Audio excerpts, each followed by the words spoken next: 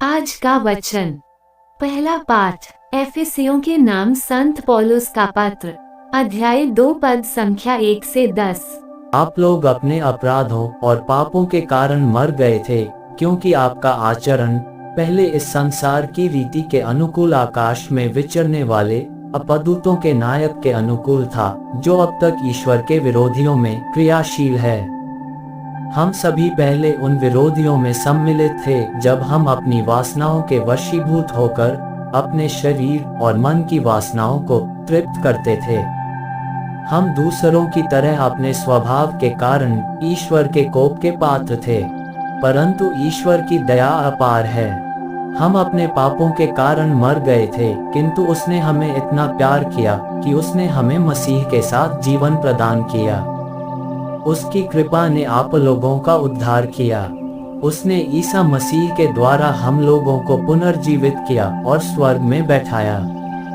उसने हमें ईसा मसीह में जो दयालुता दिखाई, उसके द्वारा उसने आगामी युगों के लिए अपने अनुग्रह की असीम समृद्धि को प्रदर्शित किया। उसकी कृपा ने विश्वास द्वारा आप लोगों का उद्धार किया है। यह आपके किसी पुण्य का फल नहीं है, ये तो ईश्वर का वरदान है। यह आपके किसी कर्म का पुरस्कार नहीं, कहीं ऐसा न हो कि कोई उस पर गर्व करे। ईश्वर ने हमारी रचना की।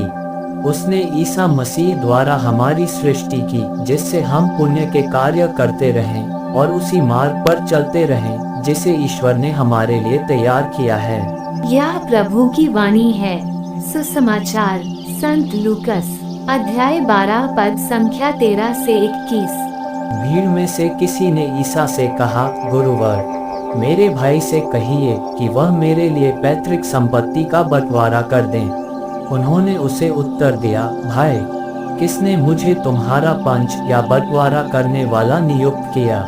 तब ईसा ने लोगों से कहा, सावधान रहो और हर प्रकार के लोभ से बचे रहो, क्योंकि किसी के पास कितनी ही संपत्ति क्यों न हो, उस संपत्ति से उसके जीवन की रक्षा नहीं होती। फिर ईसा ने उनको ये दृष्टांत सुनाया, किसी धनवान की जमीन में बहुत फसल हुई थी। वह अपने मन में इस प्रकार विचार करता रहा, मैं क्या करूं? मेरे यहाँ जगह नहीं रही जहाँ अपनी फसल रख दूं। तब उसने कहा, मैं ये करूँगा, अपने भंडार तोड़कर उनसे और बड़े भंडार बनवाऊंगा, उनमें अपनी सारी उपज और अपना माल इकट्ठा करूँगा और अपनी आत्मा से कहूँगा, भाई, तुम्हारे पास बरसों के लिए बहुत सा माल इकट्ठा है, इसलिए विश्राम करो, खाओ पियो और मौज उड़ाओ।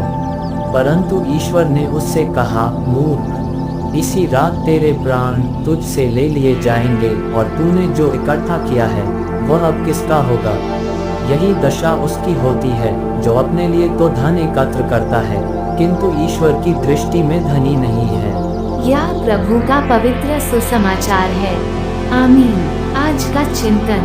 खुशी हमारे जीवन की सबसे बड़ी समस्या है। व्यक्तिगत समस्याएं दूसरों को भी सम्मिलित करती है। हम दूसरों पर अपना दोष मढ़ते हैं। आज एक व्यक्ति अपनी संपत्ति के बंटवारा के लिए यीशु के पास आता है। बहुधा हम अपनी कठिनाइयों का तत्कालिक समाधान चाहते हैं और इसी कारण हम समस्याओं को उनकी दृष्टिकोण से नहीं देख पाते हैं। वृहद रूप से देखा जाए तो इन समस्याओं का मूल कारण है हमारी नाखुशी या हमारी असंतुष्टि।